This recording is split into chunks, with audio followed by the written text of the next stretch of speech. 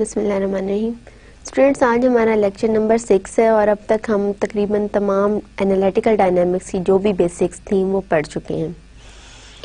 उसके अंदर हमने कुछ बेसिक डेफिनेशंस भी पढ़ी, फिर उसके बाद मैकेनिक्स के ऊपर आए कि जी एक पार्टिकल है तो उसकी मोशन कैसी होगी, फिर एक से ज़्यादा पार्टिकल्स हैं उनकी मोशन के बारे में थोड़ी सी बात की कि सिस्टम है उसको कैसे डील करेंगे। उसके बाद फिर हम लोग एनालिटिकल डायनामिक्स की बेसिक डेफिनेशंस की तरफ आए। उसके बाद हम एनालिटिकल डायनामिक्स के बेसिक प्रिंसिपल डीएलम्बर्ट्स प्रिंसिपल की तरफ आए थे। उसके अंदर हमने वर्चुअल डिस्प्लेसमेंट की भी बात की, वर्चुअल वर्क की भी बात की, उससे रिलेटेड एग्जांपल्स भी देखी। अब लास्ट जो लेक्चर था आपका lecture number 5 that consist of D'Alembert's principle, how can we derive it for a single particle, and afterwards we derived the same principle for a system of n particles. And then what we had done, we did the example related to the virtual work, and afterwards another example which was related to the virtual work and related to डीएलम्बर्ट्स principle.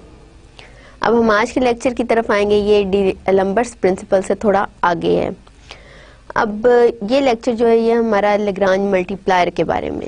ये एक special method है कि जिससे हम equations को solve करते हैं, बल्कि सेट ऑफ इक्वेशंस को सॉल्व करते हैं, अपने प्रॉब्लम्स को सॉल्व करते हैं। तो अब हम अपने नए लेक्चर की तरफ आते हैं। हमारा टॉपिक है लैग्रांज मल्टीप्लायर। सबसे पहले तो सिग्निफिकेंस की तरफ आएंगे। जी लैग्रांज मल्टीप्लायर हमने क्यों यूज करना है। अब हमारे पास डायनामिक्स में है क्या, हमारे पास सिस्टम्स हैं, फिजिकल सिस्टम्स हैं, पार्टिकल हैं, या बहुत सारे पार्टिकल्स हैं वो मोशन में हैं। अगर एक सिस्टम जो है उसकी मोशन को कंस्ट्रेंट किया जाता है या आप कोई ना कोई उसके ऊपर रिस्ट्रिक्शन लगाते हैं तो उससे होता क्या है कि डिग्री ऑफ फ्रीडम रिड्यूस कर जाते हैं। For example, for a single particle, जब हमने देखा कि जी पार्टिकल को हमने कहा कि एक सरफेस के ऊपर ही मूव करें तो उसके डिग्री ऑफ फ्रीडम कम हो गया। यूजुअली पार्टिकल जब स्पेस में मूव करता है तो उसके 3 डिग्रीज ऑफ फ्रीडम होते हैं क्योंकि 3 स्पेस कोऑर्डिनेट्स हैं। जब हमने उसको रिस्ट्रिक्ट किया कि ये सरफेस पे मूव करेगा तो 1 डिग्री ऑफ फ्रीडम रिड्यूस हो गया। जैसे हमने कहा था कि जी ये बाउल के अंदर मूव करे, हमारा जो भी है पार्टिकल वो बाउल के अंदर मूव करे, तो क्या हुआ था, उसका डिग्री ऑफ फ्रीडम जो है वो कम हो गया था। हम x जो डिग्री ऑफ फ्रीडम था उसको इन terms of y and z लिख सकते थे। या अभी मैं ले लेती हूँ सफियर। हमने कहा जी एक पार्टिकल है जो सफियर के सरफेस पे मूव करता है, तो इसकी अब कंस्ट्रेंट इक्वेशन क्या थी। कंस्ट्रेंट इक्वेशन सफियर की थी x square plus y square plus z square equal to r square. Particle जो था ये पार्टिकल पॉइंट P है, मैं P से पार्टिकल को लेबल कर रही हूँ। पार्टिकल की डिग्रीज ऑफ फ्रीडम क्या थी, x, y, z 3 independent coordinate थे जिसमें पार्टिकल मूव कर रहा था, जो पोजीशन ऑफ द पार्टिकल को डिटरमिन कर रहे थे।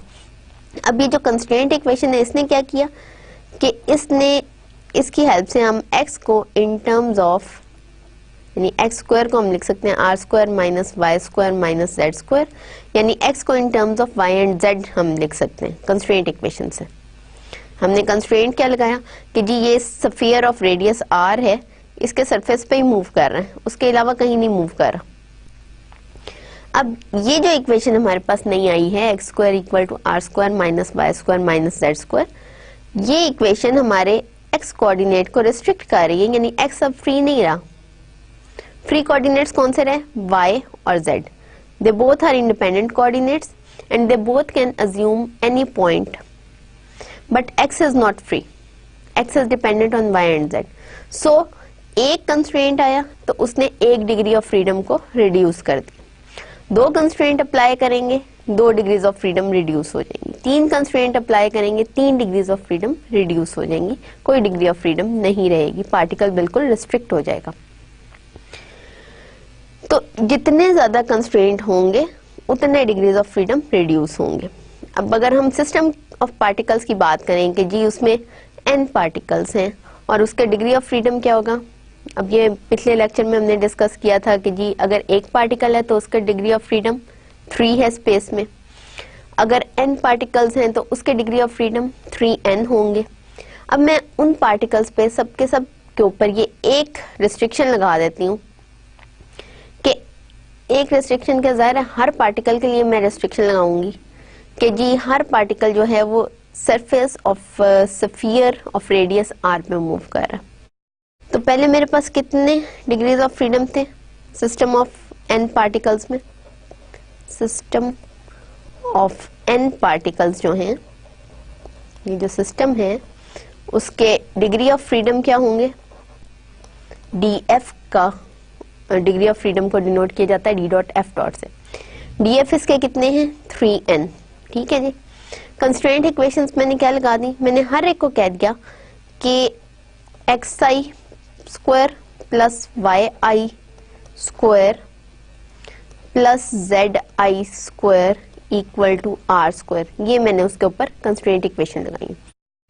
और i वेरी कर रहा है 1 से लेके n तक, यानी हर पार्टिकल के लिए ये इक्वेशन को, उसकी मोशन को ये इक्वेशन ओबे करना जरूरी है, ये कंस्ट्रेंट इक्वेशन, यानी उसके ऊपर n कंस्ट्रेंट्स लग गए। डिग्री ऑफ फ्रीडम कितने थे? 3n। कंस्ट्रेंट्स कितने लग गए? n, क्योंकि ith पार्टिकल के लिए ये मैंने दिया है और मैंने कहा है i is equals to 1 to n, यानी n पार्टिकल जो हैं वो सारे के सारे इसी सरफेस ऑफ द स्फीयर के ऊपर मूव करेंगे और इसके अलावा वो कहीं इधर उधर मूव नहीं करेंगे। मैंने उन सबको रिस्ट्रिक्ट कर दिया कि वो स्फीयर ऑफ रेडियस r के सरफेस पे ही मूव करेंगे, उसके अलावा वो कहीं मूव नहीं कर सकते। अब क्योंकि n पार्टिकल्स थे, n इक्वेशंस, कंस्ट्रेंट इक्वेशंस आ गई। अब क्या हुआ? डिग्री ऑफ फ्रीडम कितने रह गए? पहले सिस्टम के डिग्री ऑफ फ्रीडम 3n थे, यानी जनरलाइज्ड कोऑर्डिनेट्स इसके 3n थे, उसके ऊपर n कंस्ट्रेंट लग गए। फ्री डिग्रीज कितनी रह गई? फ्री कोऑर्डिनेट्स कितने रह गए? फ्री कोऑर्डिनेट्स हमारे, यानी डिग्री ऑफ फ्रीडम हमारा रिड्यूस हो गया, उसको मैं f का नाम दूंगी, वो हो गया 3n - n, यानी टोटल जनरलाइज्ड कोऑर्डिनेट्स जितने थे उसमें से आप कंस्ट्रेंट इक्वेशंस का नंबर निकाल दें तो बाकी 2n डिग्री ऑफ फ्रीडम अब इस सिस्टम के रह गए। तो अब फिजिकल सिचुएशंस में, सिस्टम में जब आप मोशन को रिस्ट्रिक्ट कर देते हैं कि जी यहाँ तक ही हो, इससे ज्यादा मोशन ना हो, जैसे अभी मैंने n पार्टिकल्स के जो सिस्टम था उसमें मोशन को रिस्ट्रिक्ट किया, मैंने कहा कि ये सारे के सारे पार्टिकल जो हैं वो स्फीयर ऑफ रेडियस r पे ही मूव करें और उससे आगे पीछे कहीं मूव नहीं करें। तो उसकी वजह से क्या हुआ कि डिग्री ऑफ फ्रीडम जो है वो रिड्यूस हो गए। पहले 3n थे, जब मैंने कंस्ट्रेंट इक्वेशंस अप्लाई की हैं तो 2n रह गए। अब क्या करेंगे जी? इसमें से कुछ डिपेंडेंट वेरिएबल्स हैं कंस्ट्रेंट इक्वेशंस में, कुछ इंडिपेंडेंट वेरिएबल्स हैं। क्यों? कंस्ट्रेंट इक्वेशन की वजह से होगा। ये जो 3n कोऑर्डिनेट्स थे इसमें से कुछ डिपेंडेंट कोऑर्डिनेट्स हो गए कंस्ट्रेंट इक्वेशंस की वजह से, कुछ इंडिपेंडेंट रह गए। जो इंडिपेंडेंट रह गए उनको तो हमने कह दिया कि ये डिग्री ऑफ फ्रीडम है, इस वक्त 2n है। जो डिपेंडेंट कोऑर्डिनेट्स हैं उनको हम एलिमिनेट करेंगे। हमें क्या चाहिए एट द एंड? हमें मोशन को डिस्क्राइब करने के लिए या डायनामिकल सिस्टम को डिस्क्राइब करने के लिए इंडिपेंडेंट कोऑर्डिनेट्स चाहिए होते हैं जी। वो क्या क्या हैं, कैसे कैसे आ रहे हैं? तो अब ये डिपेंडेंट वेरिएबल्स को खत्म करने के लिए हमें इक्वेशंस ऑफ कंस्ट्रेंट्स की जरूरत होती है और कई दफा ये बहुत मुश्किल हो जाता है कि हम डिपेंडेंट वेरिएबल्स को खत्म करें। अब इन सर्कमस्टांसेस में होता क्या है कि हम एक मेथड स्पेशल यूज करते हैं, एक खास तरीका यूज करते हैं, लैग्रांज मल्टीप्लायर्स मेथड। ये एक टेक्निक है कि इस किस्म के जो प्रॉब्लम्स हैं उनको सॉल्व किया जाए कि जिसमें कंस्ट्रेंट जो हैं वो इन्वॉल्व हों। अब हम मेथडोलॉजी पे आ जाते हैं। Consider a simple case of a function f x y z of 3 independent variables. हमने एक बहुत ही सिंपल किस्म का लिया है केस और हमने कहा है कि पार्टिकल्स जो हैं, ये सिस्टम जो है, सिस्टम की मोशन को एक फंक्शन एक्सप्रेस कर रहा है। वो फंक्शन है function of x Y z, यानी तीनों के तीनों स्पेस कोऑर्डिनेट्स का फंक्शन है। उसके बाद फंक्शन की एक्सट्रीम वैल्यू कब होगी? फंक्शन की एक्सट्रीम वैल्यू तब होगी अगर df इक्वल टू 0 होगा। ये आप याद कीजिए, आपने कैलकुलस में एक्सट्रीमा पढ़ा हुआ है और जो स्पेशली पार्शियल डेरिवेटिव्स का एक्सट्रीमा है कैल 2 में, यहाँ आपकी बीएससी की कैलकुलस के अंदर, तो वहां पे ये बात आती है कि जी फंक्शन की मैक्सिमम या मिनिमम वैल्यू किन पॉइंट्स में निकल सकती है। ये क्रिटिकल पॉइंट्स कौन से होते हैं? क्रिटिकल पॉइंट्स फंक्शन के वो होते हैं जिसपे df इक्वल टू 0 होता है। अब थोड़ा सा मैं आ जाती हूँ क्रिटिकल पॉइंट की तरफ, इसको थोड़ा सा रिवाइज कर लेते हैं। What is a critical point? Critical point किसी भी फंक्शन का, कोई भी फंक्शन है f(x,y,z), उसका क्रिटिकल पॉइंट क्या होगा। तो हम क्रिटिकल पॉइंट को डिफाइन कर सकते हैं, या मैं कॉर्नर में बॉक्स बना के इसमें डिफाइन कर रही हूँ कि अगर f जो है वो फंक्शन है x, y और z का, तो इसके क्रिटिकल पॉइंट्स कौन से होंगे, जहां पे या तो df 0 हो जाए या df इन्फिनिट हो जाए। ये सारे क्रिटिकल पॉइंट्स हैं, ऐसे पॉइंट्स जिस पर डेरिवेटिव ऑफ द फंक्शन या तो 0 हो जाए या इन्फिनिटी हो जाए। All these are critical points. ऐसा पॉइंट P हम कहते हैं P x1, y1, z1 है। ऐसा पॉइंट P जिस पे df 0 हो जाए या df इन्फिनिटी हो जाए, पॉइंट की ज़रा स्पेसिफिक वैल्यू होगी, वो स्पेसिफिक पॉइंट्स जो हैं वो critical point of the function कहलाते हैं। अब क्रिटिकल पॉइंट्स में दो तरह के क्रिटिकल पॉइंट्स आ जाते हैं, जिसमें से एक तरह के हैं एक्सट्रीमास। एक्सट्रीमा क्या होते हैं कि जिस पे या तो फंक्शन की वैल्यू मैक्सिमम हो या फंक्शन की वैल्यू मिनिमम हो। अब फंक्शन की वैल्यू मैक्सिमम या मिनिमम किन पॉइंट्स पे हो सकती है, एक्सट्रीम वैल्यू पॉइंट्स कौन से हैं या एक्सट्रीमम वाले पॉइंट्स कौन से हैं। वो पॉइंट्स हैं कि जहां पे df इक्वल टू 0 हो। जहां पे df इक्वल टू 0 हो वो एक्सट्रीम वैल्यूज फंक्शन है, पॉइंट्स हैं फंक्शन के, यानी फंक्शन की वहां पे या तो मैक्सिमम वैल्यू होगी या तो मैक्सिमम अलाय कर रहा है या वहां मिनिमा अलाय कर रहा है, या थर्ड एक और जो, क्योंकि 3 वेरिएबल्स का फंक्शन है, एक और जो पॉसिबिलिटी हो सकती है वो ये है कि वहां पे सैडल पॉइंट लाई कर रहा है। एक तरफ से सैडल पॉइंट क्या होता है, ये आप देखें मैक्सिमा हो फंक्शन का, मैं यहाँ पे नीचे ग्राफ बना देती हूँ कि जी मैक्सिमम कौन सा होता है। ये एक फंक्शन है, let me draw this curve, ये फंक्शन का कर्व है। मैक्सिमा क्या है, मैक्सिमा एक ऐसा पॉइंट है कि जहाँ पे फंक्शन सबसे बड़ी वैल्यू रखता है, दिस इज द मैक्सिमा, जहाँ पे फंक्शन की वैल्यू सबसे ज्यादा है। ये मैं 2 डायमेंशन की बात कर रही हूँ। अगर मैं सिर्फ x एक्सिस लूँ, मैं कहती हूँ ये x एक्सिस है और ये फंक्शन जो है ये f ऑफ x का एक्सिस है। इसके ऊपर मैंने फंक्शन को प्लॉट किया, तो फंक्शन की जो भी हाईएस्ट वैल्यू आ रही है इन द गिवन लिमिट्स, मैं कहती हूँ ये लिमिट a है, ये x की वैल्यू यहाँ पे b है। a और b के दरमियान फंक्शन की जो हाईएस्ट मोस्ट वैल्यू है, जो एक्सट्रीम वैल्यू है, जो सबसे ऊंची वैल्यू है, जो सबसे ज्यादा वैल्यू है, एक ऐसी वैल्यू के f ऑफ x की एक ऐसी वैल्यू के सवाए उस पॉइंट के बाकी हर जगह f ऑफ x की वैल्यू इससे कम हो, वो मैक्सिमा है। इसी तरह मिनिमा क्या है, फंक्शन की सबसे छोटी वैल्यू। मिसाल के तौर पे यहाँ पे ये पॉइंट आप देखें, पहले मैंने जो पॉइंट बनाया है मैं उसको P1 का नाम देती हूँ, P1 मैक्सिमा है। यहाँ पे आप देखें a पॉइंट पे f ऑफ a अगर आप देखें तो ये कम से कम वैल्यू है इस पूरे इंटरवल ए बी के अंदर, ये जो लीस्ट वैल्यू है, जो कम से कम फंक्शन की वैल्यू आ रही है, इसको मैं कहूंगी दिस इज द मिनिमा। ये कम से कम पॉइंट वैल्यू है इस फंक्शन की, ठीक है। अब ये तो 2 एक्सट्रीम वैल्यूज आ गई। तीसरी वैल्यू जो है सैडल पॉइंट, 2 हम इसको डिस्कस नहीं कर रहे हैं अभी, लेकिन वैसे मैं आपकी नॉलेज के लिए बता देती हूँ कि सैडल पॉइंट क्या होता है, क्योंकि हम 3 डायमेंशंस की बात करें, 3 डायमेंशन में फंक्शन की बात करें। सैडल क्या होती है, सैडल होती है घोड़े की जीन, जो घोड़े के ऊपर बैठने के लिए यूज होती है ना, एक सीट सी जो रखते हैं, उसको हम सैडल कहते हैं। अब सैडल में होता क्या है कि जो बैठने वाली जगह है वो तो होती है इस तरह से, और जबकि सवार की टांगें जिस जगह पे आती हैं वो होती हैं ऐसे। ये ऐसे जीन आती है, यहाँ से ऐसे होती है, घोड़े की पुश्त पे ऐसे होती है। तो ये पल्ले हाथ जीन का दूसरा ऐसे आ जाएगा, इस तरह से होती है ये जीन जो कस्सी होती है, ऐसे और ऐसे, ठीक है। अब सैडल में क्या होता है देखा जाए तो एक एक्सिस पे ये जो पॉइंट है सैडल का बिल्कुल दरमियान का पॉइंट ले लें, इसको मैं P3 का नाम दे रही हूँ। तो एक लिहाज से देखा जाए तो ये मिनिमा है, इस डायमेंशन से देखा जाए तो ये मैक्सिमा है, क्योंकि एक कोऑर्डिनेट के हिसाब से ये मिनिमा है, दूसरे कोऑर्डिनेट के हिसाब से ये मैक्सिमा है, इसलिए हम इसको सैडल पॉइंट कहते हैं। कई दफ़ा होता है कि आपके पास कोई इस किस्म का प्लॉट बन रहा होता है, या एक्स वाई जेड, जब आप f x Y z plot करते जाओ तो सरफेस में कोई इस किस्म का प्लॉट बन रहा हो कि वहाँ पे एक तरफ से तो वो मिनिमम पॉइंट है और दूसरे एक्सेस के अकॉर्डिंगली वो मैक्सिमम पॉइंट है, तो ऐसे पॉइंट को हम सैडल पॉइंट कहते हैं।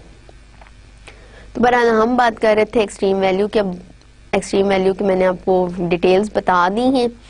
तो फंक्शन की एक्सट्रीम वैल्यूज कब आपको मिल सकती हैं? अगर डीएफ 0 हो। अगर डीएफ 0 हो तो डीएफ को हम कैसे एक्सप्लेन कर सकते हैं? क्योंकि फंक्शन जो है वो function of x y and z है, तो डीएफ चेंज इन एफ कैसा होगा? फंक्शन जो है वो 3 डायमेंशंस में फंक्शन है, ठीक है। जो भी प्लॉटिंग आ रही है उसकी वो इन 3 डायमेंशंस के हिसाब से वैल्यू आ रही है, एक्स वाई और जेड के हिसाब से। तो फंक्शन जो है वो 3 कोऑर्डिनेट्स पे डिपेंडेंट है, एक्स पे, वाई पे और जेड पे। जब इसका डेरिवेटिव लेंगे तो क्या आएगा? Change of function with respect to x into d x plus change of function with respect to y into d Y plus change of function with respect to z into d z equal to 0। ये होगा total change in the function. Function में change x के लिहाज से into d x plus function में change y के लिहाज से into d Y plus function में चेंज z के लिहाज से इंटू डी जेड। ठीक है जी, ये मैं पहले भी खासा एक्सप्लेन कर चुकी हूँ कि ये चेंज कैसे, टोटल चेंज कैसे आ रहा है। तो डीएफ इसके बराबर है। उसके बाद हमारे पास कंस्ट्रेंट इक्वेशंस होती हैं। कंस्ट्रेंट इक्वेशंस को हम G X Y Z equal to 0 form में लिख सकते हैं। फंक्शन जो था फंक्शन इक्वल टू 0 नहीं था, लेकिन कंस्ट्रेंट इक्वेशन को हम G X Y Z equal to 0 form में लिख लें या G X Y Z equal to constant form में लिख लें। वैसे ज्यादातर commonly G X Y Z equal to 0 ही लिखा जाता है। अगर G X Y Z equal to 0 form में हम इक्वेशन को लिखते हैं तो हम डी जी भी ढूंढ सकते हैं, ठीक है। वो भी उसी तरह से ढूंढेंगे जैसे हम फंक्शन से एफ से डी एफ ढूंढते हैं। तो डी जी कैसे ढूंढेंगे? D g by D x into d x plus d g by d y into d Y plus d g by d z into d z equal to 0। ठीक है जी। अब हमारे पास क्या हुआ? फंक्शन जो था, जो हमारे मोशन को या हमारे सिस्टम को एक्सप्लेन कर रहा था, एफ एक्स वाई जेड था। उसके ऊपर जो कंस्ट्रेंट इक्वेशंस थी वो G X Y Z equal to 0 थी। फंक्शन से हमने डी एफ ले लिया, चेंज इन फंक्शन कैसा आ रहा है। जी से हमने इक्वेशन ऑफ कंस्ट्रेंट से चेंज इन जी ले लिया, डी जी ले लिया, उसको इक्वल टू 0 पुट कर दिया। अब हमारे पास देखा जाए तो डी एफ भी इक्वल टू 0 है, डी जी भी इक्वल टू 0 है। 2 इक्वेशन हमारे पास आ गई। फंक्शन से फंक्शन में चेंज की इक्वेशन जो कि ये वाली है, कंस्ट्रेंट से कंस्ट्रेंट में चेंज की इक्वेशन जो ये वाली है। अब जी लैग्रांज मल्टीप्लायर हम इंट्रोड्यूस कराएंगे। हम कहते हैं कि लैम्डा जो है वो एक स्केलर है और वो लैग्रांज मल्टीप्लायर है। Lambda is a scalar and lambda is the Lagrange multiplier. हम कंसिडर करते हैं D F plus lambda D जी, क्योंकि लैम्डा एक स्केलर है, ये हम मेंशन कर चुके हैं, इट इज स्केलर। लैम्डा एक स्केलर है तो D F plus lambda D जी किसके बराबर होगा? आपका डी एफ 0 है, आपका डी जी 0 है। 0 के साथ लैम्डा को मल्टीप्लाई करें, स्केलर को मल्टीप्लाई करें, आंसर 0 है। 0 के अंदर 0 ऐड करें, आंसर 0 है। So D F plus lambda D G is equal to 0। अब उसके बाद हम क्या करते हैं कि डी एफ की वैल्यूज भी बीच में पुट कर देते हैं, डी जी की वैल्यूज भी बीच में पुट कर देते हैं। I am going to write it on the top right corner कि क्या आता है। D F plus lambda D G equal to 0 है। डी एफ की वैल्यू पुट करें तो partial F by partial X D x plus partial F by partial Y D Y plus partial F by partial Z D Z आ गया, plus lambda times D G की value put करें, partial ji by partial X D x plus partial ji by partial Y D Y plus partial ji by partial Z D Z आ गया। अब यहाँ से हम डी एक्स वाली terms इकट्ठी कर लेते हैं। कौन सी टर्म्स है इसमें डी एफ वाली? एक ये partial F by partial x और दूसरी ये plus lambda times partial ji by partial x. dx वाली टर्म्स हम इकट्ठी कर लेते हैं, dy वाली टर्म्स इकट्ठी करें, dy को कॉमन निकालें तो partial F by partial y plus lambda times partial ji by partial y, ये आ गया। और इसी तरह dz को कॉमन लें तो बीच में दो टर्म्स आएंगी, partial F by partial z plus lambda times partial ji by partial z. तो जीरो किसके इक्वल हो गया, partial F by partial x plus lambda times partial ji by partial x dx plus partial F by partial y plus lambda times partial ji by partial y dy plus partial F by partial z plus lambda times partial ji by partial z dz। अब next चीज क्या है, next चीज ये है कि आप इस जीरो को लिख सकते हैं कि it is 0 times dx plus 0 times dy plus 0 times dz। ये जीरो है, ठीक है, जीरो को हम ऐसे भी एक्सप्रेस कर सकते हैं, कोई मसला नहीं। अब हम कंपेयर करते हैं कोएफिशिएंट्स ऑफ dx dy और dz। जब हम ये कंपैरिजन करते हैं तो हमारे पास इधर इक्वेशन की लेफ्ट हैंड साइड पे dx का कोएफिशिएंट्स क्या है, partial F by partial x plus lambda times partial ji by partial x. Right hand side पे क्या है, इक्वल टू 0। इसी तरह लेफ्ट हैंड साइड पे dy का coefficient partial F by partial y plus lambda times partial ji by partial y. Right hand side पे dy का coefficient 0 और लेफ्ट हैंड साइड पे dz का coefficient partial F by partial z plus lambda times partial ji by partial z है, जबकि right hand side पे dz का coefficient भी 0 है, ठीक है जी, ये dz का कोएफिशिएंट 0। जब हम इन कोएफिशिएंट्स को कंपेयर करते हैं तो हमारे पास तीन इक्वेशंस निकलती हैं। पहली equation partial F by partial x plus lambda times partial ji by partial x equal to 0। दूसरी इक्वेशन है partial F by partial y plus lambda times partial ji by partial y equal to 0। और तीसरी equation है partial F by partial z plus lambda times partial ji by partial z equal to 0। ये तीन equations हैं जिसमें lambda involve है, lambda scalar है और लेमडा को हम कहते हैं कि ये लैग्रांज मल्टीप्लायर है। अच्छा जी, अब लेमडा या तो आप पहली इक्वेशन से निकाल सकते हैं या फिर आप दूसरी इक्वेशन यूज करके निकाल सकते हैं या आप तीसरी इक्वेशन यूज करके निकाल सकते हैं। तीनों इक्वेशन में से कोई भी एक इक्वेशन आप लें और वहां से आप लेमडा की वैल्यू निकाल सकते हैं। अगर हम अज्यूम करते हैं कि partial ji by partial z non zero है तो हम तीसरी इक्वेशन से लेमडा की वैल्यू निकाल सकते हैं। और इसके अलावा हम बाकी दो इक्वेशंस भी देख सकते हैं कि जी ये लेमडा की वैल्यू बाकी दो में डाल लें और उसको देखेंगे क्या दोनों इक्वेशंस जो हैं टू इक्वेशंस वो सेटिस्फाई हो रही हैं फर्स्ट टू। अगर तो ये तीनों इक्वेशंस लेमडा की किसी एक वैल्यू से सेटिस्फाई होती हैं तो df इक्वल टू 0 आ जाएगा। अगर ये तीनों इक्वेशंस लेमडा की किसी भी एक वैल्यू से सेटिस्फाई हो रही हैं तो इसका क्या मतलब है, इसका मतलब ये है कि df plus lambda dg equal to 0 किसके बराबर आ गया, df इक्वल टू 0। यानी f की कोई ना कोई एक्सट्रीम वैल्यू है, ठीक है, आपको f की एक्सट्रीम वैल्यू मिल जाएगी। तो इन फैक्ट ये जो इक्वेशंस हैं इनको x y z की वैल्यूज के लिए सॉल्व होना है। हमारा मकसद क्या है कि हमने इन इक्वेशंस को सॉल्व करके x y z की, ये जो तीनों इक्वेशंस हैं इनकी हेल्प से x y z की वैल्यू निकालें। हमारा मकसद ये नहीं है कि लेमडा की वैल्यू निकालना, ठीक है जी। बेसिकली हमारा मकसद क्या है, हमने फाइंड आउट करना है x y z, हमने लेमडा फाइंड आउट नहीं करना। लेमडा अनडिटर्मिन्ड रहेगा, लेमडा को डिटर्मिन करने की कोई खास जरूरत नहीं है। इसी वजह से जो लेमडा है इसको हम लेग्रांज अनडिटर्मिन्ड मल्टीप्लायर कहते हैं कि लेग्रांज मल्टीप्लायर है और इसको डिटर्मिन करने की जरूरत नहीं, उसको अनडिटर्मिन भी रहने दें। बस ये है कि हमारे पास एक्स वाई जेड की प्रॉपर वैल्यूज होनी चाहिए ताकि हमारा प्रॉब्लम जो है वो सॉल्व हो सके। अब हम एग्जाम्पल की तरफ आते हैं। Consider a quantum mechanical problem of A particle of mass m in a box in the form of a regular parallelepiped of sides x, y and z. The ground state energy is given by E equals to h square over 2m 1 over x square plus 1 over y square plus 1 over z square. Find out the shape of the box which will give minimum energy subject to the condition that the volume is constant. अब इस example की statement को पहले समझना।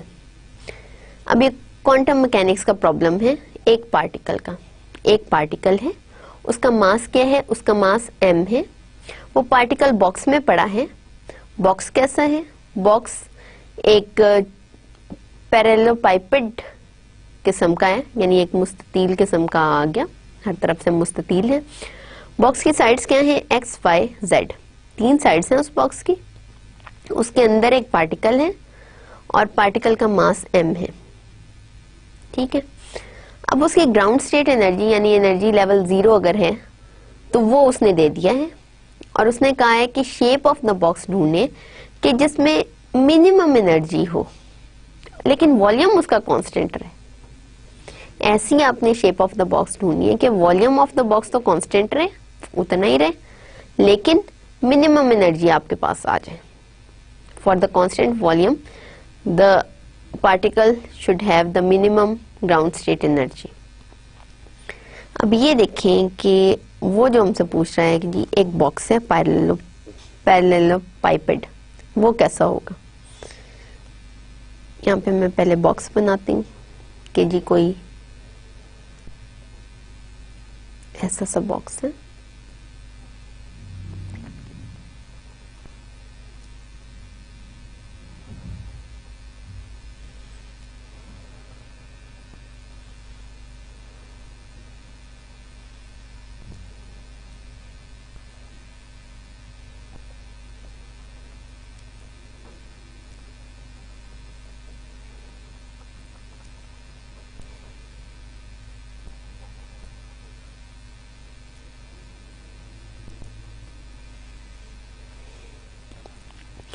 अच्छा ये box है और इसकी डायमेंशंस क्या हैं, लेंथ इसकी x है, y इसकी विड्थ है, हाइट इसकी z है।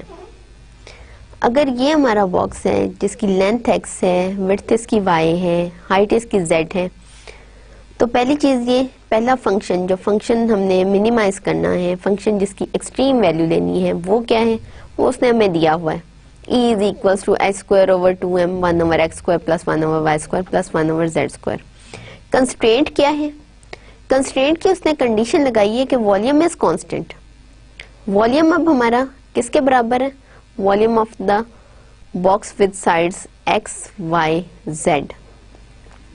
हमें ये पता है कि वॉल्यूम जो है इसका वो x into y into z होता है। x इंटू वाई आपको सरफेस देता है, ये वाले इसका एरिया दे रहा है, इसको आप z से मल्टीप्लाई करो तो हमारे पास वॉल्यूम ऑफ दिस पैरेललोपाइपेड आता है, पैरेललोपाइपेड आता है।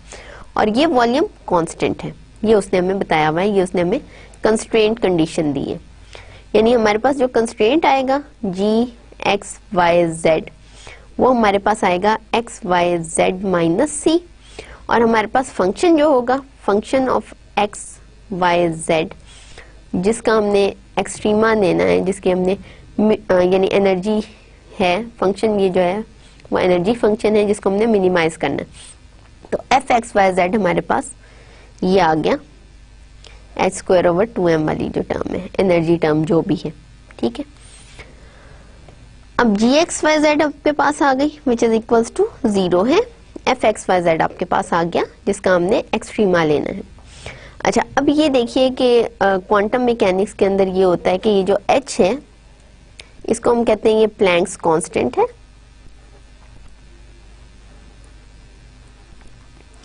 m उसने बता दिया है कि मास ऑफ द पार्टिकल है, m कांस्टेंट होगा, ये जो h स्क्वायर है ये भी कांस्टेंट होगा। इसका मतलब ये कि ये पहली वाली टर्म तो हर जगह एज कांस्टेंट ही डील होगी, this is the constant term, ये सारी की सारी कांस्टेंट है। तो overall through out the problem ये कांस्टेंट ही रहेगी।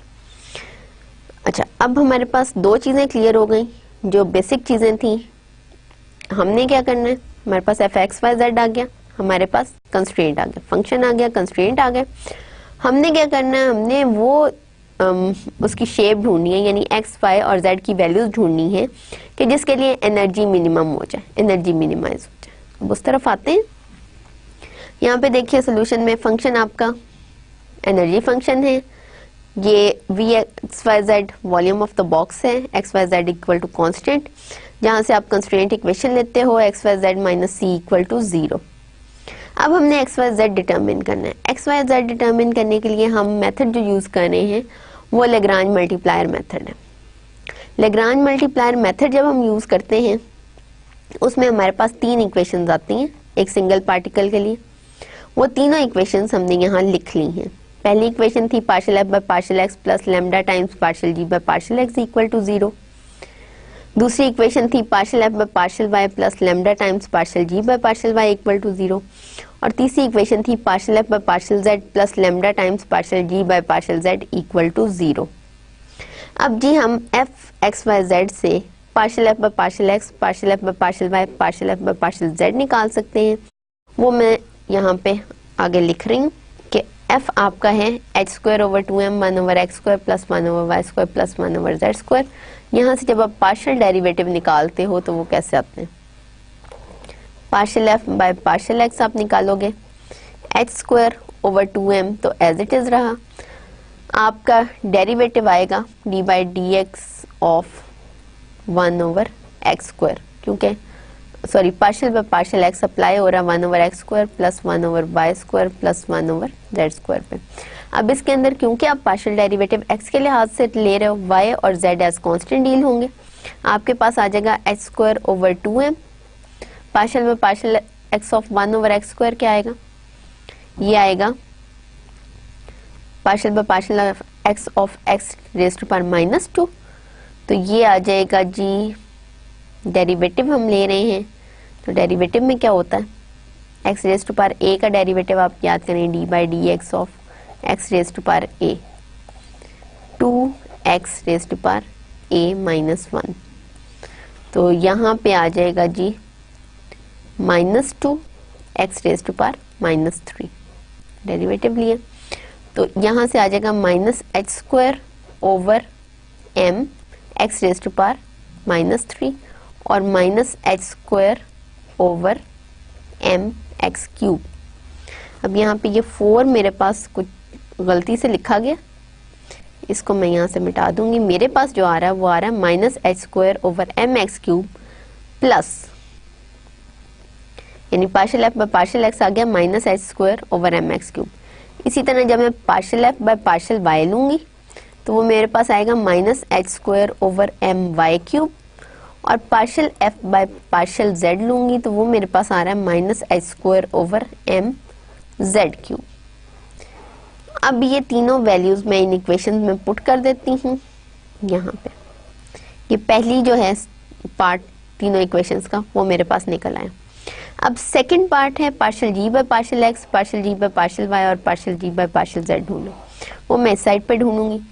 जी एक्स वाई जेड मेरे पास किसके बराबर है, x Y Z minus C equal to 0। Partial ji by partial X Y Z के बराबर आ गया, partial ji by partial Y X Z के बराबर आ गया, और partial ji by partial z x y के बराबर आ गया। ठीक है, ये तीनों वैल्यूज भी हम पुट कर देते हैं। हमारी पहली equation partial F by partial x plus lambda partial ji by partial x equal to 0 है। वैल्यूज पुट करके ये आ गई -h square over m x cube plus lambda y Z equal to 0। अब यहाँ से मेरे पास लेमडा की वैल्यू क्या आई, यहाँ से अगर आप देखो तो मेरे पास लेमडा आ गया h square over m x cube y z. ठीक है जी। इसी तरह दूसरी इक्वेशन को अगर आप देखो तो दूसरी से मेरे पास लेमडा की वैल्यू आई h square over m x y cube z, और तीसरी इक्वेशन से मेरे पास लेमडा की वैल्यू आई h square over m x y z cube. अब इसको मैं 1 का नाम दे रही हूँ, इस लेमडा की वैल्यू को 2 का नाम दे रही हूँ, इस लेमडा की वैल्यू को 3 का नाम दे रही हूँ। जब मैं इन तीनों लेमडा की वैल्यूज को कंपेयर करूंगी, क्योंकि ये सारी लेमडा की ही वैल्यूज हैं, कंपेयरिंग 1, 2 एंड 3 गिव्स, मेरे पास क्या आता है इन तीनों को कंपेयर करने से, मेरे पास आता है h square over m x cube y Z equal to h square over m x y cube z which is equal to h square over m x Y z cube. अगर आप देखें तो यहाँ से एच स्क्वायर तीनों से cancel out हो रहा, कॉमन है, एम बी कॉमन है एज कांस्टेंट, ये भी कैंसिल आउट हो जाएगा। यहाँ से एक्स वाई जेड तीनों इक्वेशन से आपको कैंसिल आउट होता नजर आ रहा है। तो आपके पास आ गया 1/x² equal to 1/y² equal to 1/z²। और ये सारी इक्वेशंस हमें ये एक इक्वेशन दे रही हैं कि 1/x² equal to 1/y² equal to 1/z²। यहाँ से हमें क्या पता चलता है कब होल्ड करेगी, अगर x, y और z बराबर हों। यहाँ आप ये कर सकते हैं कि इन तीनों में से किसी एक लैम्डा की वैल्यू को एक दो को कंपेयर कर लें। अगर हम 1 और 2 को कंपेयर करें तो हमारे पास x और y का रिलेशन निकल आएगा। अगर मैं 1 और 2 को लेती हूँ तो यहाँ से मेरे पास जो इक्वेशन बनती है वो बनती है 1/x² इक्वल टू 1/y², या x² इक्वल टू y²। ठीक है जी, या मैं कह सकती हूँ x इक्वल टू y। अगर मैं इसको कंस्ट्रेंट इक्वेशन में डालूं मेरे पास क्या आएगा, x² z equal to c, और यहाँ से मेरे पास z इक्वल टू c/x² आ गया। जबकि अगर मैं फर्स्ट और थर्ड को कंपेयर करूं तो वहां से भी मेरे पास z आ जाता है, और वहां से मेरे पास z² इक्वल टू x आता है, x² आता है। ये तीनों की तीनों हमें क्या दे रही हैं, हमें ये दे रही हैं कि x, y और z तीनों बराबर हैं। इसका मतलब ये कि अगर आपको मिनिमम एनर्जी चाहिए तो उसके लिए x, y और z बराबर होने चाहिए, यानी कि आपका जो पैरेललोपाइपेड बॉक्स है उसकी तीनों डायमेंशन बराबर हों। पैरेललोपाइपेड नहीं होगा बल्कि वो एक क्यूब होगा।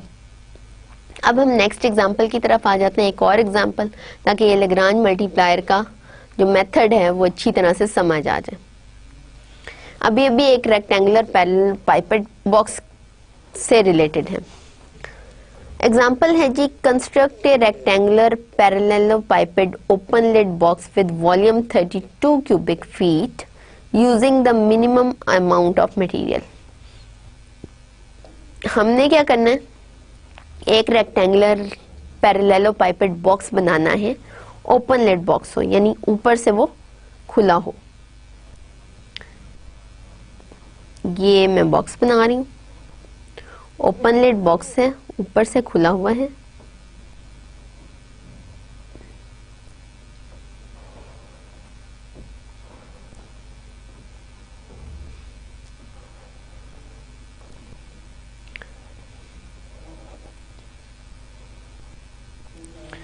इसकी एक डायमेंशन x है, एक डायमेंशन y है, एक डायमेंशन z है, और वॉल्यूम उसने बता दिया। कंस्ट्रेंट क्या लगाया है कि वॉल्यूम जो है वो इसका 32 क्यूबिक फीट हो।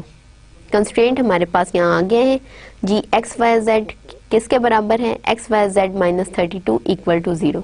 कंस्ट्रेंट हमारा क्या था, कंस्ट्रेंट हमारा ये था कि volume which is dependent on 3 dimensions it is equals to 32, या x Y Z equal to 32, that was the constraint.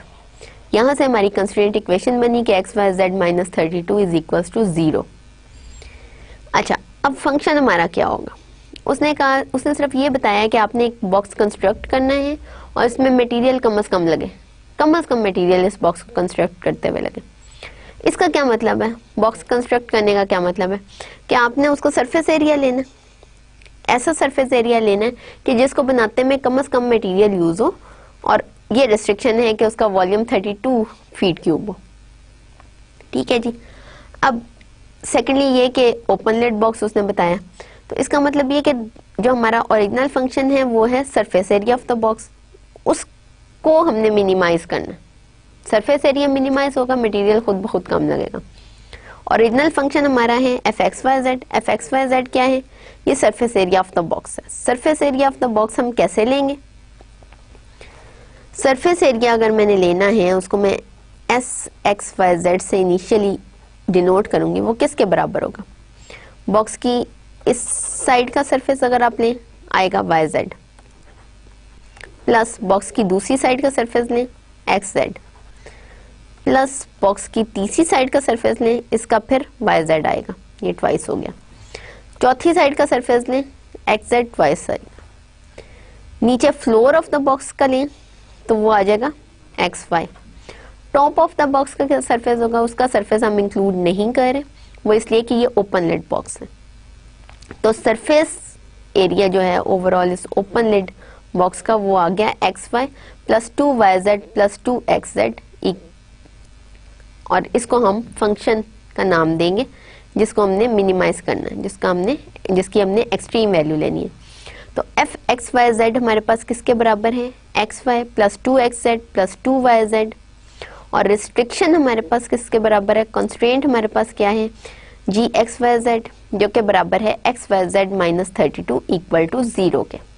अच्छा जी, अब हमारे पास दो चीजें आ गई, एक तो फंक्शन जिसको हमने मिनिमाइज करना है।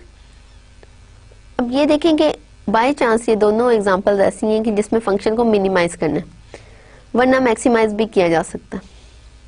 मैक्सिमाइज भी हम सेम तरीके से ही करेंगे, और दोनों के अंदर कंस्ट्रेंट जो है वो XYZ यानी वॉल्यूम है, इसके अलावा और भी कंस्ट्रेंट हो सकते हैं, लाजमी तो नहीं कि वॉल्यूम, ये भी हो सकता है कि किसी का सरफेस एरिया रिस्ट्रिक्ट कर दिया जाए, जी सरफेस एरिया तो इतना है, वॉल्यूम इसका जितना मर्जी हो, वॉल्यूम बताओ, वॉल्यूम को एक्सट्रीम मैक्सिमम वॉल्यूम हो या मिनिमम वॉल्यूम हो, तो इस किस्म का कोई भी आपको क्वेश्चन दिया जा सकता है, कुछ भी आ सकता है बहरहाल। अच्छा, अब हमारे पास जो लेग्रांज मल्टीप्लायर की तीन इक्वेशंस हैं वो क्या थी, partial F by partial x plus lambda times partial ji by partial zero, partial F by partial y plus lambda times partial ji by partial y equal to zero, और तीसरी थी partial F by partial z plus lambda times partial ji by partial z equal to zero. और इसके अंदर जब हम values put करेंगे तो पहले हम फंक्शन की तरफ आ जाते हैं, ये आपका फंक्शन था, इससे तीनों पार्शियल डेरिवेटिव निकालते हैं।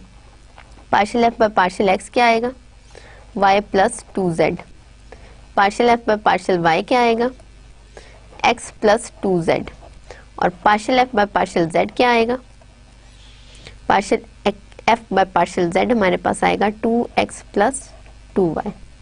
इसी तरह g से हम तीनों पार्शियल डेरिवेटिव निकाल लें, partial g by partial x आपके पास आ जाएगा g, y और z को कांस्टेंट रखें तो yz आ जाएगा, और 32 का partial derivative with respect to x 0 होगा। इसी तरह partial g by partial y आपके पास आएगा xz, और partial g by partial z जो है वो आपके पास आएगा xy, और ये सारी की सारी values partial F by partial x, partial F partial Y, partial F partial Z, partial ji by partial x, partial ji by partial Y और partial ji by partial Z हम अपनी तीनों लेग्रांज मल्टीप्लायर वाली equations में रखेंगे। जब ये रखेंगे तो हमारे पास जो तीनों इक्वेशंस हैं वो कुछ इस तरह से बन जाएंगी। पहली हमारे पास बनी y plus 2z equal to minus lambda y z, दूसरी हमारे पास बनी x plus 2z equal to minus lambda x Z, और तीसरी हमारे पास बन गई 2x plus 2y equal to minus lambda x y. अब पहली और दूसरी इक्वेशन, यहाँ से इनफैक्ट हमें लेमडा क्या मिल रहा है, पहली और दूसरी इक्वेशन से हमें लेमडा क्या मिल रहा है। पहली इक्वेशन से अगर आप देखें लेमडा हमारे पास आ गया minus y over minus 1 over z, बल्कि ऐसे करती हूँ मैं इसको ना डिटेल में लिख ही लेती हूँ। इसको मैं इक्वेशन 1 कह देती हूँ, इसको मैं इक्वेशन 2 कह देती हूँ, इसको मैं इक्वेशन 3 कह देती हूँ। इक्वेशन 1 को कंसिडर करें, ये खाली जगह पे कंसिडर करते हैं। 1 हमें क्या दे रही है, इक्वेशन 1 हमें दे रही है lambda equal to Y plus 2z over minus Y Z, या lambda is minus 1 over Z minus 2 over Y. दूसरी इक्वेशन को कंसिडर करें, वहां से लेमडा क्या आ रहा है, lambda is x plus 2z over minus X Z, और lambda is minus 1 over Z minus 2 over x। और थर्ड इक्वेशन हमें क्या दे रही है, lambda is 2x plus 2y over x y, 2 over y, sorry minus sign के साथ, minus 2 over y minus 2 over x। ये लेमडा की तीन वैल्यूज आ रही। अब ये पहली से जो लेमडा की वैल्यू आ रही है और दूसरी से जो लेमडा की वैल्यू आ रही है, इनको हम कंपेयर करते हैं। इसको मैं 3 का नाम दे देती हूँ, इसको मैं 4 का नाम दे देती हूँ, सॉरी पहली वाली से जो लेमडा की वैल्यू आ रही है उसको 4 का नाम दे देती हूँ, दूसरी से जो लेमडा की वैल्यू आ रही है उसको 5 का नाम दे देती हूँ, और तीसरी से जो लेमडा की वैल्यू आ रही है उसको मैं 6 का नाम दे देती हूँ। अब मैं यहाँ पे ये स्लाइड के इस वाले पार्ट में कंपैरिजन कर रही हूँ। कंपेयरिंग 4 एंड 5, 4 और 5 को अगर आप कंपेयर करें, क्योंकि लैम्डा की वैल्यूज हैं दोनों, तो हमारे पास -1 over z minus 2 over y equal to -1 over z minus 2 over x आ गया। और यहाँ से आपके पास ये चीज़ तो कैंसिल आउट हो जाती है, 2 से कैंसिल आउट हो जाएगा, ये प्लस हो जाएगा, 1 over y equal to 1 over x आ जाएगा, या x इक्वल टू y आ जाएगा। इसी तरह जब हम 5 और 6 को कंपेयर करेंगे, कंपेयरिंग 5 एंड 6, तो आपके पास क्या आ जाएगा, -1 over z minus 2 over x equal to -2 over y minus 2 over x। -2 over x cancel out हो गया, -1 ओवर z बराबर है -2 ओवर y के, और यहां से आपके पास z आ गया y ओवर 2, और y क्योंकि x के बराबर है तो आपके पास z आ गया x ओवर 2। तो बाकी दो इक्वेशन से हमें z equal to x over 2 से हासिल हो रहा है, 2 एंड 3 से। अच्छा जी, अब अगर हमारे पास x y के बराबर है और z हमारे पास x ओवर 2 के बराबर है, तो इसका क्या मतलब हुआ? इसका मतलब ये हुआ कि जो कंस्ट्रेंट इक्वेशन है वो हमें क्या दे रही है, कंस्ट्रेंट इक्वेशन हमारी ये वाली है, x y z minus 32 equal to 0। जब हम इसमें वैल्यूज पुट करेंगे तो हमारे पास क्या आएगा, जब हम इसमें वैल्यूज पुट करेंगे तो हमारे पास आएगा जी x y की बजाय, x z की बजाय x over 2 equal to 32, x y z equal to 32, that is x cube equal to 64। और यहाँ से मेरे पास आ गया जी x इक्वल टू 64 का क्यूब रूट आप ले लें, और x बराबर आ गया आपके पास 4 के। x 4 के बराबर है तो y क्योंकि x के बराबर है, ये मेरी कंस्ट्रेंट इक्वेशन मुझे दे रही थी, तो y भी 4 के बराबर है। और z मेरे पास x ओवर 2 के बराबर है, तो z मेरे पास 2 के बराबर आ गया। तो यहाँ तक बात हो गई जी लैग्रांज मल्टीप्लायर। लैग्रांज मल्टीप्लायर का मेथड आपने देखा, एग्जांपल्स की। अब हम इससे जरा आगे आ जाते हैं, equation of motion for holonomic systems. अब इसके अंदर है क्या कि आप सिस्टम को कंसिडर करें, क्योंकि होलोनोमिक सिस्टम की बात है, नेचुरली हमारे जहन में आ जाएगा जी होलोनोमिक सिस्टम कौन सा सिस्टम होता है, एक ऐसा सिस्टम जिसके अंदर कोई भी एक छोटी सी कोऑर्डिनेट में वेरिएशन हम कर दें तो कंस्ट्रेंट पे कोई फर्क नहीं पड़ता। ये था ना होलोनोमिक सिस्टम की डेफिनेशन, कि एक ऐसा सिस्टम, होलोनोमिक सिस्टम एक ऐसा डायनेमिकल सिस्टम है। डायनेमिकल सिस्टम क्या होता है, कोई भी सिस्टम जिसमें पार्टिकल्स इन्वॉल्व हों, सिस्टम ऑफ पार्टिकल्स को हम डायनेमिकल सिस्टम कहते हैं। होलोनोमिक वो कब होता है कि जब किसी भी एक उसके कोऑर्डिनेट के अंदर एक माइनर चेंज, जैसे x के अंदर x प्लस डेल्टा x हो जाए, तो वो माइनर चेंज कंस्ट्रेंट इक्वेशंस पे कोई इफेक्ट ना डाले, वो होलोनोमिक सिस्टम है। अब ऐसे ही एक सिस्टम को हम कंसिडर करेंगे और हम देखेंगे कि उसकी इक्वेशन ऑफ मोशन कैसी निकलती है, क्योंकि हम डायनामिक्स से डील कर रहे हैं। डायनामिक्स में जब मोशन को ही हमने डिस्कस करना है, ज़रा हमने इक्वेशन ऑफ मोशन को उसके लिहाज से डिस्कस करना है, उनकी एनर्जीज को डिस्कस करना है, ऐसी बातें करेंगे। अच्छा जी, सबसे पहले तो हम n पार्टिकल्स ले लेते हैं। n पार्टिकल्स का एक सिस्टम है और उसके ऊपर k कंस्ट्रेंट्स हैं, ठीक है ना। हम कहते हैं कि उसकी जी कोई भी कंस्ट्रेंट इक्वेशंस बन रही हैं और वो जो कंस्ट्रेंट इक्वेशंस हैं वो हमने के उसके ऊपर कंस्ट्रेंट लगा दिए। n पार्टिकल्स हैं तो डिग्री ऑफ फ्रीडम कितनी हो गई, कंस्ट्रेंट से पहले आपकी जनरलाइज्ड कोऑर्डिनेट्स कितने इन्वॉल्व हुए। Generalised coordinates x y z हैं। एक पार्टिकल के लिए डिग्री ऑफ फ्रीडम 3 थी, दूसरे पार्टिकल के लिए डिग्री ऑफ फ्रीडम 3 थी। n पार्टिकल्स हैं, डिग्री ऑफ फ्रीडम कितनी हो गई, 3n हो गई। 3n डिग्री ऑफ फ्रीडम थी, उसके ऊपर कंस्ट्रेंट लगा दिए, k कंस्ट्रेंट लगा दिए। तो अब ये जो कंस्ट्रेंट है वो जाहिर है उन्हीं पार्टिकल्स के ऊपर डिपेंडेंट है। हम कहते हैं कि कंस्ट्रेंट इक्वेशन जो है वो phi j है। phi j is dependent on all those 3n coordinates x1 x2 and so on x3n equal to 0 where j is equals to 1 2 3 4 and so on k तक आएगी उसकी वैल्यूज। k कंस्ट्रेंट लगा दिए, 3n particles की degree वो coordinates involve थे। 3n हमारे पास जो थे वो कोऑर्डिनेट्स थे और उसके ऊपर k जो हैं वो इक्वेशन ऑफ कंस्ट्रेंट्स हैं। यानी कि आपके पास फ्री डिग्रीज कितनी रह गई? आपके पास पहले जो कोऑर्डिनेट्स इन्वॉल्व थे वो आपके पास थे 3n, और उस पे k आपके पास इक्वेशंस ऑफ कंस्ट्रेंट लग गई। हम कहते हैं कि जी ये f जो है ये टोटल फ्री कोऑर्डिनेट्स हैं, और ये जो 3n है ये टोटल नंबर ऑफ कोऑर्डिनेट्स है, k total number of restriction यानी कंस्ट्रेंट्स हैं। अगर इस सिस्टम में एक छोटी सी डिस्प्लेसमेंट हो जाए, वर्चुअल डिस्प्लेसमेंट हो, तो वर्चुअल डिस्प्लेसमेंट होगी तो सिस्टम में जो भी ये वर्चुअल डिस्प्लेसमेंट होगी उसके कंपोनेंट्स क्या होंगे? उसके कंपोनेंट्स होंगे delta x1, delta x2 and so on delta x3n। ज़रा हर कंपोनेंट के अंदर थोड़ी थोड़ी डिस्प्लेसमेंट हो सकती है ना। तो वर्चुअल डिस्प्लेसमेंट की इक्वेशंस क्या होंगी वो हम लोग पहले भी पढ़ चुके हैं। वर्चुअल डिस्प्लेसमेंट किसी भी पार्टिकल में हो रही हो सब्जेक्ट टू द कंस्ट्रेंट, तो लेट अस से कि जी हमारे पास फाई जे हमारे पास कंस्ट्रेंट हैं और एक्स आईज हमारे पास पार्टिकल्स हैं, ठीक है। जे जो हैं वो हमारे पास वेरी कर रहे हैं,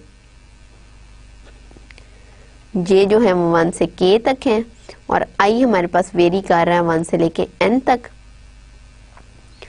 तो यहाँ पे समेशन तो नहीं आएगा, j varies from 1 to k और n हमारे पास वेरी कर रहा है 1 से लेके n तक।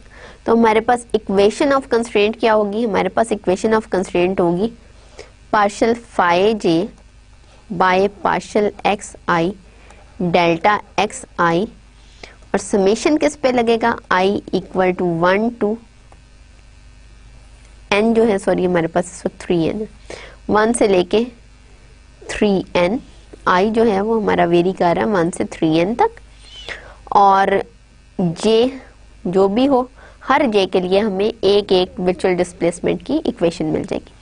यानी कि k कंस्ट्रेंट है तो उसके लिहाज से वर्चुअल डिस्प्लेसमेंट की कितनी इक्वेशन मिलेंगी? k मिलेंगी। ये आप देख सकते हैं। समराइज मैंने करके ये लिख दिया कि ये है j is 1 2 and so on n, ये वर्चुअल 3n सॉरी 1 से लेके k तक k कंस्ट्रेंट्स हैं। i जो है वो 1 से 3n तक वेरी कर रहा है कोऑर्डिनेट्स, और उसके लिहाज से वर्चुअल डिस्प्लेसमेंट की कंस्ट्रेंट के लिहाज से इक्वेशन जो है इक्वेशन वो ये होगी, जो भी वर्चुअल डिस्प्लेसमेंट की इक्वेशंस हुई वो ये है। जब हम j को वेरी कराएंगे 1 के लिए पहली इक्वेशन बन जाएगी, आप नंबर 1 देख रहे हैं। जब j को 2 रखेंगे दूसरी इक्वेशन खुल के बन जाएगी, और सो ऑन j को जब हम k रखेंगे तो kth इक्वेशन बन जाएगी। टोटल ये k इक्वेशंस आ गई आपके पास सिस्टम की। अब अगली बात पे आ जाते हैं, लेग्रांज इक्वेशन ऑफ मोशन हमें चाहिए। अब लेग्रांज इक्वेशन ऑफ मोशन के लिए हम स्टार्ट करते हैं डीएलम्बर्ट्स प्रिंसिपल से। डीएलम्बर्ट प्रिंसिपल आपका क्या है? अब क्योंकि 3n कोऑर्डिनेट्स हैं उसके लिहाज से होगा summation i equal to 1 to 3n fi minus mi xi double dot dot delta xi equal to 0, where i varies from 1 to n and these components they satisfy the system of above given equations। ठीक है, ये जो सारे delta excise हैं ये सारे के सारे ये जो ऊपर हमने कंस्ट्रेंट से रिलेटेड वर्चुअल डिस्प्लेसमेंट की इक्वेशंस दिखाएंगे इनको सेटिस्फाई करने। अच्छा जी, इनको सेटिस्फाई करते हैं तो अब हम आएंगे लेग्रांज मल्टीप्लायर को इंट्रोड्यूस करेंगे। हम कहेंगे कि जी lambda 1 lambda 2 and so on lambda के स्केलर्स हैं और लेग्रांज मल्टीप्लायर के तौर पे हम यूज करेंगे, लेकिन हम इसको एक खास मैनर में चूज करेंगे। हम कहते हैं कि जो हमारी पहली वर्चुअल डिस्प्लेसमेंट की इक्वेशन थी उसको हम लैम्डा 1 से मल्टीप्लाई करें, दूसरी वर्चुअल डिस्प्लेसमेंट वाली इक्वेशन को लैम्डा 2 से मल्टीप्लाई करते हैं, तीसरी को लैम्डा 3 से मल्टीप्लाई करते हैं। इसी तरह करते करते kth इक्वेशन जो है उसको हम लैम्डा k से मल्टीप्लाई करते हैं, और आगे हम क्या करते हैं इस सारी को डीएलम्बर्ट्स प्रिंसिपल में ऐड कर देते हैं। डीएलम्बर्ट्स प्रिंसिपल हमारे पास ये था, ठीक है जी, और उसके अंदर हमने ये सारी वर्चुअल डिस्प्लेसमेंट की इक्वेशंस जो थी ये वाली जो मैंने ये सिंप्लीफाइड फॉर्म में लिखी हैं इनको लैम्डा से मल्टीप्लाई करके ऐड कर लिया। यानी कि मैंने किया क्या है यहाँ पे, ये मैंने किया summation i is equals to 1 to 3n fi minus mi xi double dot dot delta x आई, ये वो इक्वेशन थी जो आपने डिराइव की थी। इसके अंदर मैंने ऐड कर दिया summation J equal to 1 to k, क्योंकि k कंस्ट्रेंट थे, i 1 से 3n आ गया, partial phi J by partial x I into delta x I, और ये इक्वल टू 0 हो गया। क्यों इक्वल टू 0 हुआ? इसलिए कि पहला हिस्सा भी इक्वल टू 0 है और ये वाला हिस्सा भी इक्वल टू 0 है, लेकिन क्या किया यहाँ पे मैंने इसको लैम्डा आई से मल्टीप्लाई भी किया, क्योंकि लैम्डा आई कांस्टेंट है, तो लैम्डा आई से मल्टीप्लाई करके एक 0 को आप लैम्डा से मल्टीप्लाई कर रहे हैं स्केलर से, और उसके बाद आप ऐड कर रहे हैं, तो आंसर 0 ही होगा। अब आगे क्या करना है कि इसी चीज़ को, अब ये कि वहाँ पे तो बड़ी डिटेल में खोल के लिखा हुआ है ना, मैं यहाँ पे आपको थोड़ा सा कॉम्पैक्ट फॉर्म में बता रही हूँ कि इसको अगली फॉर्म में कैसे लिख सकते हैं। अब यही इक्वेशन को मैं ज़रा डेल्टा एक्स आई निकाल के लिख रही हूँ। समेशन को मैं एक तरफ कर रही हूँ, summation I is from 1 to 3n, F I minus M I x I double dot delta x I, क्योंकि डॉट प्रोडक्ट आ रहा है उसको मैं सेपरेट कर रही हूँ, प्लस डॉट प्रोडक्ट क्या सिंपल प्रोडक्ट है, plus summation J equal to 1 to k lambda, sorry lambda के से इसको जे से मल्टीप्लाई करना, आई से नहीं मल्टीप्लाई करना, lambda J partial phi J by partial x I delta x आई, ये इन सब का कॉमन निकल आएगा, इक्वल टू 0। अब 0 को मैं समेशन आई इक्वल टू 1 से 3n 0 टाइम्स डेल्टा एक्स आई लिख सकती हूँ। अब जब मैं कंपेयर करूंगी, अब ये सारे डेल्टा एक्स आई वो हैं जिन्होंने के इक्वेशंस को भी सेटिस्फाई किया हुआ है, यहाँ पे वही इन्वॉल्व हो रहे हैं, ठीक है। इसका मतलब ये कि डेल्टा एक्स आई में से कुछ के तो डिटर्मिन हो गए हैं ना, यानी बात ये कि अगर हम यहाँ से देखें तो delta x1, delta x2, delta x3 and so on, delta x के वो थे जो वर्चुअल डिस्प्लेसमेंट की के इक्वेशन ने डिटर्मिन कर ली। अब बाकी जो यहाँ पे डेल्टा एक्स आईज हैं उनको हम कैसे लिख सकते हैं?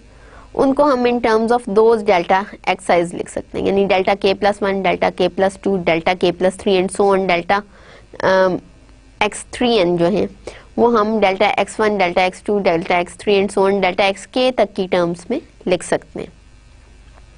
और डिग्री ऑफ फ्रीडम्स को मैंने आपको बता दिया था कि यहाँ पे फ्री डिग्रीज, फ्री कंपोनेंट्स जो हैं वो f हैं, वो 3n - k हैं।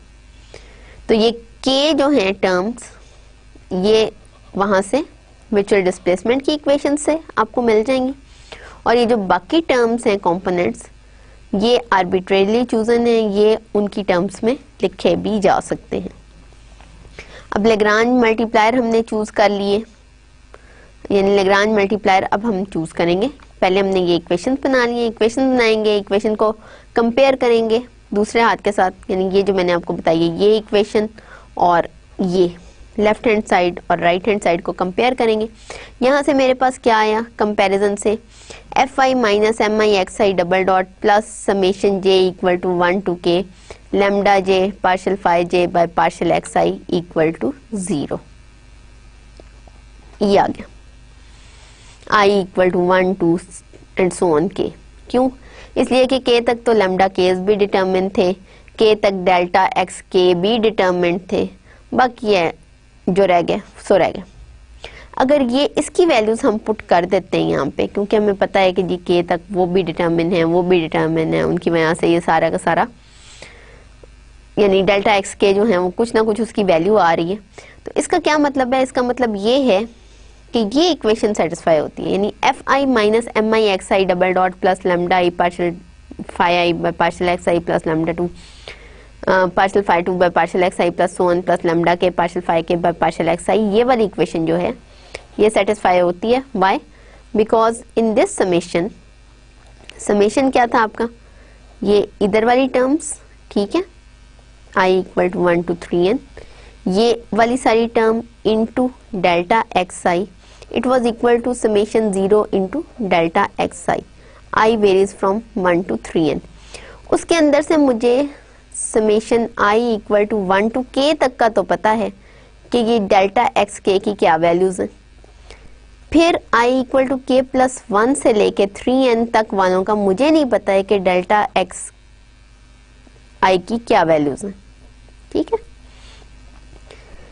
इसी तरह इधर i equal to 1 to k तक वालों का मुझे पता है कि डेल्टा एक्स i की कुछ वैल्यूज k तक की वैल्यूज डिटरमिन्ड है।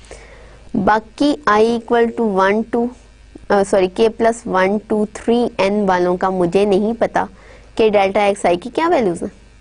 ठीक है, तो यहाँ से तो क्लियर कट मुझे पता चल गया कि जी डेल्टा एक्स साइज जो है वो तो नॉन जीरो है, तो ये जो बाकी अंदर वाली टर्म होगी यही इक्वल टू जीरो होगी, वो मैंने यहाँ पे लिख दी। अब समेशन मेरा इस चीज में रिड्यूस हो गया कि जी ये टर्म्स तो जीरो हैं, जीरो की टर्म्स मैंने इसमें डाल दी, यहाँ से क्लियर कर मुझे पता चल रहा है कि जी ये तो जीरो है, ये जीरो है, तो जीरो वाली टर्म्स मैंने डाल दी, बाकी रह गई ये इक्वेशंस। ये जब इक्वेशंस रह गई तो इसको हम इससे कंपेयर करेंगे। जब इसको इससे कंपेयर करेंगे तो हमारे पास ये term equal to zero for all the rest of the equations भी आ गई। उसके लिए तो ये था कि हमने लैग्रांज मल्टीप्लायर ही ऐसा चूज किया था कि वो इन इक्वेशंस को सेटिस्फाई कर दे। लैग्रांज मल्टीप्लायर हमने चूज किया और ऐसा किया कि जो इन इक्वेशंस को सेटिस्फाई कर दे, जिसकी वजह से ये जीरो होगी। जो के लैग्रांज मल्टीप्लायर थे वो हमने ऐसे चूज किए जो डेल्टा एक्स के तक के कोएफिशिएंट्स को जीरो कर दें, बाकी जो रह जाए सो रह जाए। ठीक है, अब बाकी जो रह गए वो भी तो इक्वल टू जीरो है, तो इसका मतलब ये कि बाकी जो डेल्टा एक्स साइज हैं उनके कोएफिशिएंट्स भी जीरो हैं। इसके लिए तो स्पेसिफिक हमने लैग्रांज मल्टीप्लायर्स ऐसे चूज कर लिए, ये जो हैं ये एब्सोल्युटली खुद ब खुद इक्वल टू जीरो आ गए। इसका मतलब ये कि यहाँ से हमें n इक्वेशंस ऐसी 3n इक्वेशंस ऐसी मिल गई कि जिसमें ये जो सारा का सारा था ये इक्वल टू जीरो आ गया। ये चीज जो है वो i इक्वल टू 1 से लेकर 3n तक सेटिस्फाई हो रही है। पहले हिस्से में क्या हुआ, यहाँ पे ये इस वाले में we have chosen the Lagrange multipliers so that they satisfy this thing. दूसरे हिस्से में लैग्रांज मल्टीप्लायर जो चूजन थे वो तो ये ऊपर वाले हिस्से में रह गए। दूसरे हिस्से में क्या हुआ कि ये हमने कोएफिशिएंट्स कंपेयर करके इसको इक्वल टू जीरो करा दिया और 10 mi(xi) double dot is equals to this आ गया। ये सारी की सारी 3n इक्वेशन है। अब ये 3n इक्वेशंस हैं और k इक्वेशंस पहली हैं वर्चुअल डिस्प्लेसमेंट की। उससे क्या हुआ कि हमारे पास सिस्टम में 3n प्लस k इक्वेशंस आ गई और अननोन्स हमारे पास कितने थे, 3n वैसे अननोन्स थे, k उसके ऊपर कंस्ट्रेंट्स थे, कंस्ट्रेंट्स भी अननोन्स के तौर पे यूज हुए और 3n प्लस k हमारे पास क्वांटिटीज आ गई और इस तरह जो डायनामिकल सिस्टम है वो कम्प्लीटली सॉल्व हो जाता है। अब सिस्टम के बारे में मैं आपको बता दूं कि सिस्टम सॉल्व करने का जो बेसिक मेथड होता है वो क्या है। अच्छा, सिस्टम के सोल्यूशन के अंदर हमें कई दफ़ा 3 केसेस से यूजुअली पाला पड़ता है। केस 1 है कि number of unknowns equal to number of equations, पहला केस। दूसरा केस है नंबर ऑफ अननोन्स यानी अननोन क्वांटिटी के number less than number of equations, और तीसरा है number of unknowns greater than number of equations. अच्छा, पहला हिस्सा अगर आप देखेंगे number of unknown is equals to number of equations. इस सूरत में आपको जो सोल्यूशन मिलेगा, सोल्यूशन आपको यूनिक मिलेगा। यानी फॉर एग्जांपल अगर हम 3D सिस्टम में 3D 3 कोऑर्डिनेट्स की बात कर रहे हैं, हम कहते हैं जी सोल्यूशन x y z पे मबनी हो, तो सोल्यूशन आपका यूनिक होगा। उसमें x की कोई पर्टिकुलर वैल्यू होगी, y की कोई पर्टिकुलर वैल्यू होगी और z की कोई पर्टिकुलर वैल्यू होगी। ये पहले केस की बात है। दूसरा case number of unknown less than number of equation होगा। उसमें क्या होगा, उसमें आपके पास इन्फिनिट सॉल्यूशंस निकलेंगे। इन्फिनिट सॉल्यूशंस कैसे निकलेंगे कि आपके पास x जो है वो दूसरी क्वांटिटीज पे, यानी आपके पास जो डिपेंडेंट क्वांटिटी कोई ना कोई आ जाएंगी आपके पास अननोन डिपेंडेंट्स आ जाएंगे, कुछ डिपेंडेंट्स अननोन्स आ जाएंगे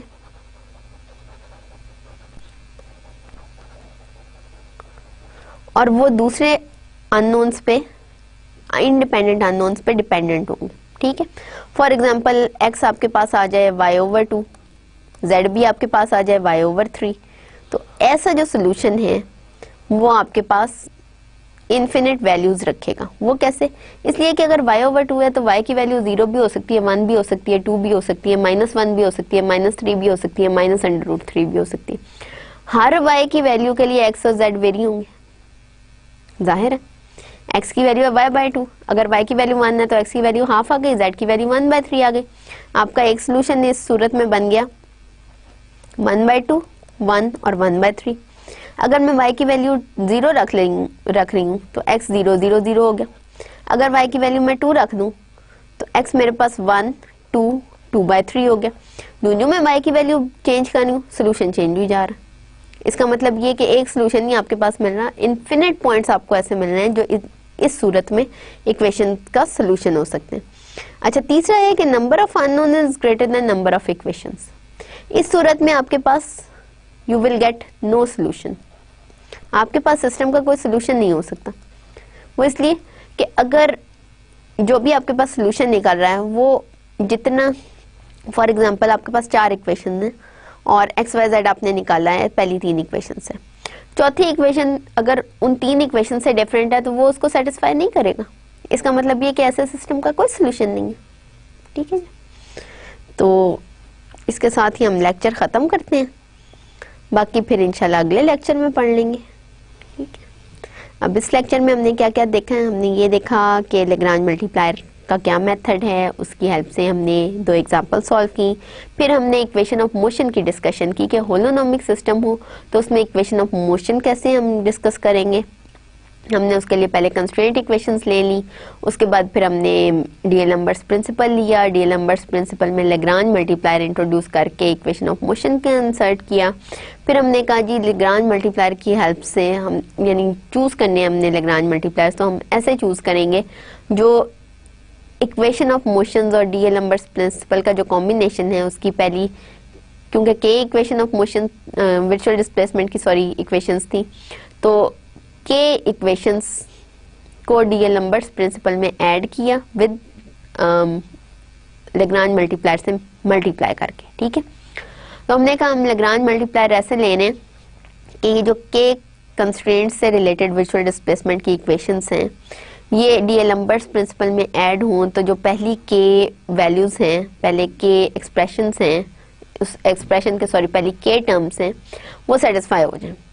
जब वो सेटिस्फाई हो गई तो बाकी रह गई k+1 से लेके 3n तक की टर्म, वो हमने वाया कंपैरिजन चेक कर ली कि वो भी 0 हो जाएंगी। λ1 λ2 λ3 एंड सो ऑन, लैम्डा के ऐसे चूज किए कि पहली के टर्म्स वैनिश हो गई, बाकी के टर्म k+1 से लेके 3n टर्म को कंपैरिजन से हमने 0 किया। वहां से हमने ये लिया कि जी mi(xi) डबल डॉट बराबर है fi plus summation j equal to 1 to 3n lambda i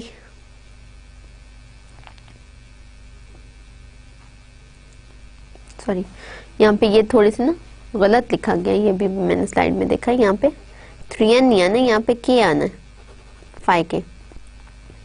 तो ये हमारे पास आ गया mi(xi) double dot equal to fi plus summation j equal to 1 से लेके k तक, k कंस्ट्रेंट है, lambda j partial phi j by partial xi, और ये i equal to 1 2 and so on 3n, सब के लिए ये 3n इक्वेशंस आ गई। और k हमारे पास इक्वेशंस कंस्ट्रेंट की इक्वेशन, वो कंस्ट्रेंट्स के लिहाज से वर्चुअल वर्क की इक्वेशंस थी, कंस्ट्रेंट इक्वेशंस k आ गई, 3n ये इक्वेशंस आ गई, इक्वेशन ऑफ मोशन आ गई, और इसके लिहाज से हम पूरा का पूरा डायनामिकल सिस्टम जो है उसको सॉल्व कर सकते हैं। तो इसकी एग्जांपल हम फिर इंशाल्लाह नेक्स्ट लेक्चर में करेंगे। अल्लाह हाफ़िज़।